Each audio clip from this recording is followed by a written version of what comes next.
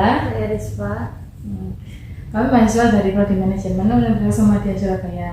Jadi di sini kami ingin mewawancarai terkait kepemimpinan yang ada di Muster Suprek di Surabaya ini. Jadi mungkin ada beberapa soal yang ingin kita tanyakan. Yang pertama yakni posisi dan tingkat manajemen ilmu di sini itu sebagai apa ya? Oke, sebelum itu perkenalkan dulu, saya Dea Halisa Rasabi. Saya adalah karyawan dari Muster Suprek. Kebetulan saat ini saya berada di Departemen HR atau Human Resource di Muster Suprek dan ada di posisi Junior Manager HRD. Terima kasih.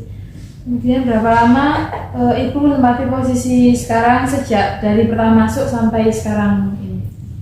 Kurang lebih berjalan di 1 tahun ini.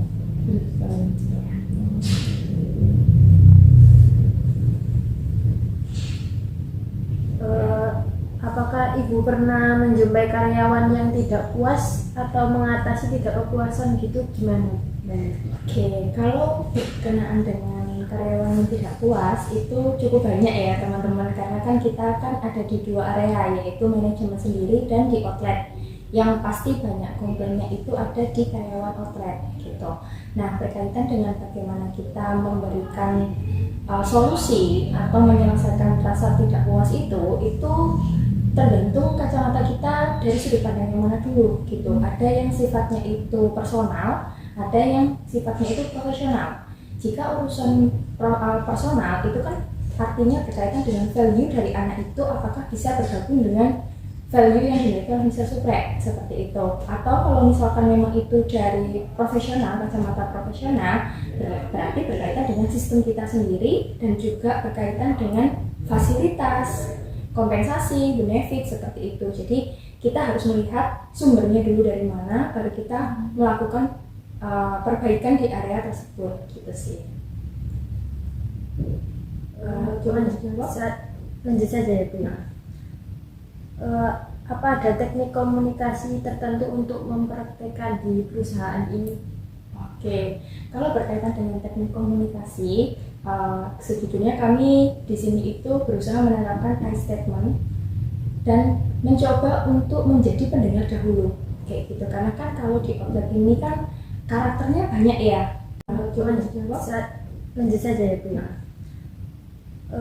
Apa ada teknik komunikasi tertentu untuk mempraktekkan di perusahaan ini?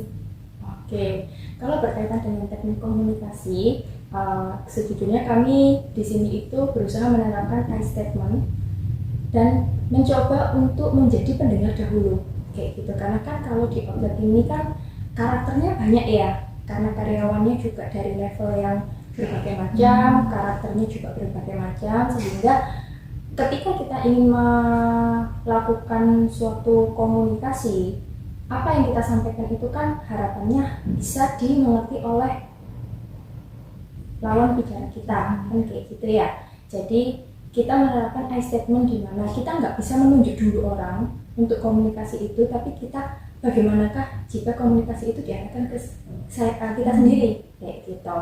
Nah, yang kedua itu berkaitan dengan mendengar gitu. Kadang-kala kalau kita sibuk banyak ngomong sehingga kita nggak bisa mendengar apa yang orang inginkan dari kita, kayak gitu. Jadi 2 area itu kita terapkan agar kita bisa melihat suatu hal itu dari sudut pandang yang banyak atau helikopter view sebutannya. Gitu.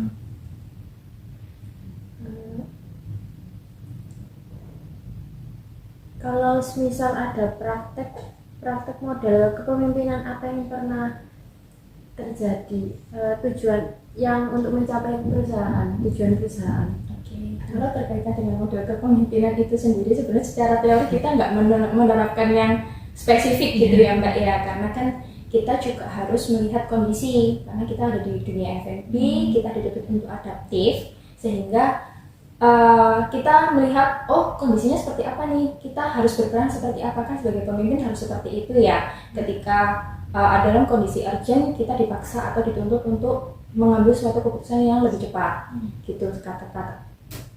Bisa jadi dalam kondisi tertentu juga kita akan memberikan space untuk teman-teman kita atau tim kita yang lain untuk mengambil suatu keputusan sendiri. Nah itu jadi kayak kita nggak yang spesifik hanya dengan satu teori saja, tapi ya kondisional gitu.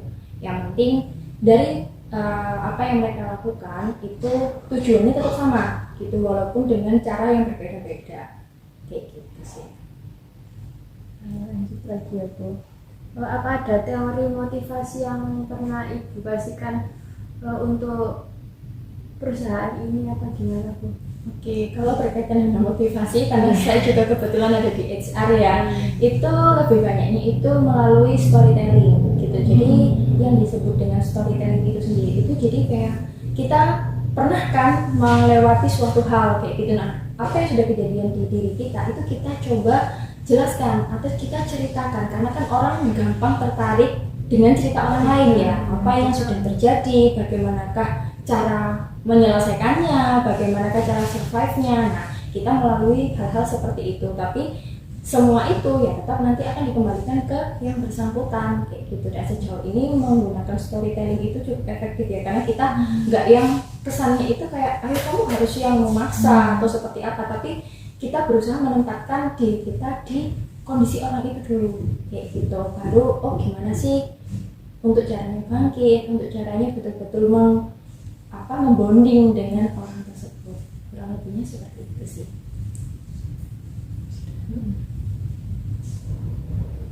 Mungkin itu saja ya Bu ya. Oke, apakah masih ada pertanyaan yang belum terjawab atau ada hal yang masih ingin ditanyakan di luar konteks itu?